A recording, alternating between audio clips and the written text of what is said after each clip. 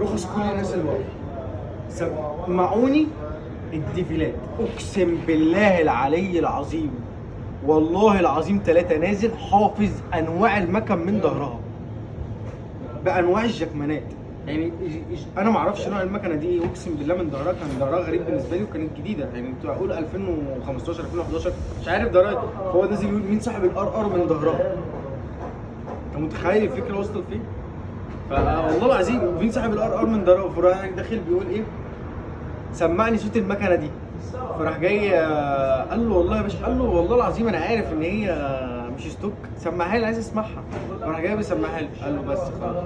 قال له والله العظيم يا باشا دي بتنزل كده من البلد ومش عارف ايه كذا حد وكلك. قال له بتنزل معدله من البلد، متعدله من البلد، انما احنا هنا تنزل ستوك جديد. فانت اللي انت بتجيب بتعملها تعديل. المهم في عيل صغير بقى بيعمل ايه؟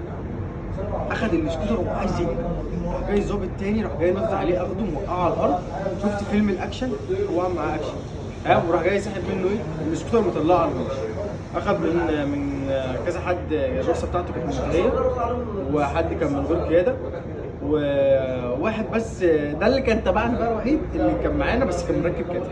المهم فضلنا نتحايل عليه ده مركب كاتب، بس بصراحه كان الكاتب بتاعه كان صوته عالي، الشكمان كان صوته عالي. فاخد ايه؟ اخد الرخص بتاعت صاحبنا ده بتاع الكاتب. الرخص برضو بقى اخدها ورفع السكوتر بتاع الولد. لما لقى الولد صغير راح جاي مديله الرخص بتاعته ونزل له السكوتر بتاعه من على الوش، اقسم بالله.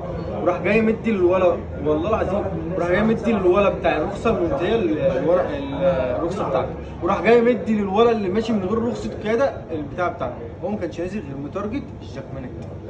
فلو انت اهو انا بقولها لك، انت اهو يا تحط الكاتم، انت الكاتم بتاعك حلو على فكره هيطلع حلو، يا تشيل الجكمان. لا شيل الجكمان والله. اهو يا عم الراجل اهو طيب اهو معاه ريس وار ار، فصباح الفل يعني وشغال